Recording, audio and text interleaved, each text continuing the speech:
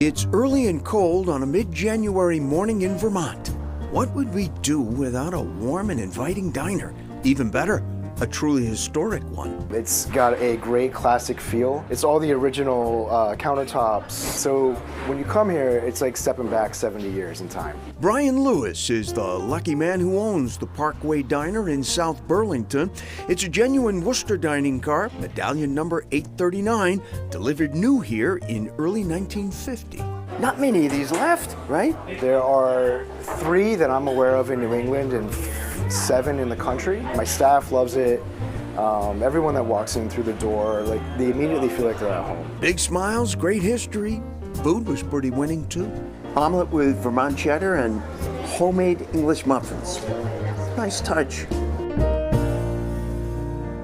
From South Burlington, 13 miles on 89 South to Richmond, Vermont, where there is little mystery about what you'll find on Round Church Road. It's actually 16-sided on the outside and 32 sides on the inside, and we don't know of any other round church in the United States. Actually, that would be in all of North America.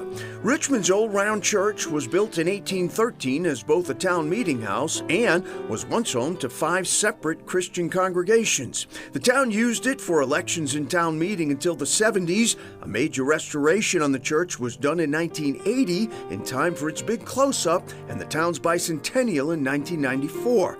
Now a National Historic Landmark and popular wedding and sledding venue, it's maintained by the Richmond Historical Society and volunteers like Fran Thomas, who all summer answers the perennial visitor question, why is it round? The real reason probably is that the head builder his parents lived in Claremont, New Hampshire, and there was a church in Claremont that had a semicircle round addition. Maybe, but the popular lore is that a church with no dark corners gave the devil no place to hide. Well, absolutely, that's certainly what we tell our guests when people come to visit.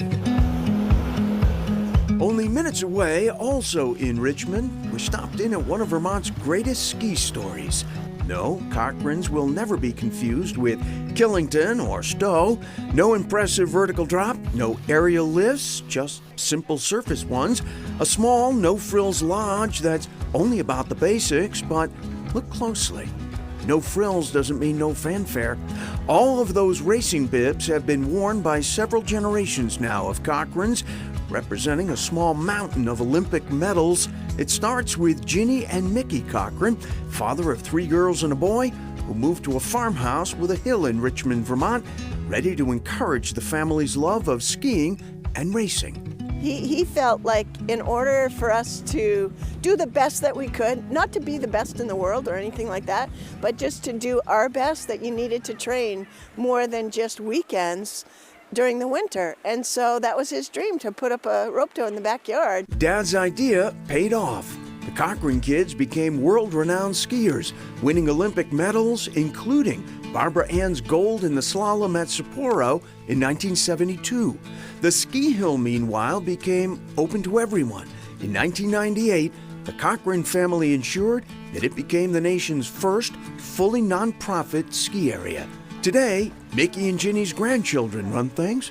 A lot of folks talk about a ski resort or a ski mountain, and I always kind of catch myself when I say that it's a community ski hill.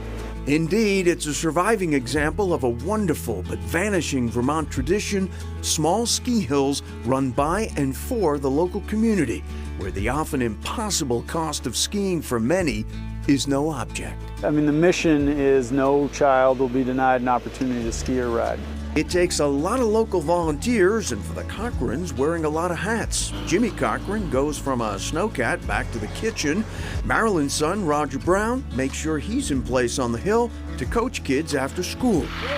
But for local families, it works. My kiddo took her first ski lesson less than a week ago, and she has wanted to come back 4 times this week. She's liking it. Yeah, she's loving it. And who knows, perhaps there's a future Olympian on this hill right now. And the amazing legacy of success here continues. In 2022, 50 years after Barbara Cochran won gold at Sapporo, her son, Ryan Cochran Siegel, won silver in Beijing. Pretty special. Right? Yeah. I think your mom and dad were up there going, the Cochrans have enough gold, silver will be just fine.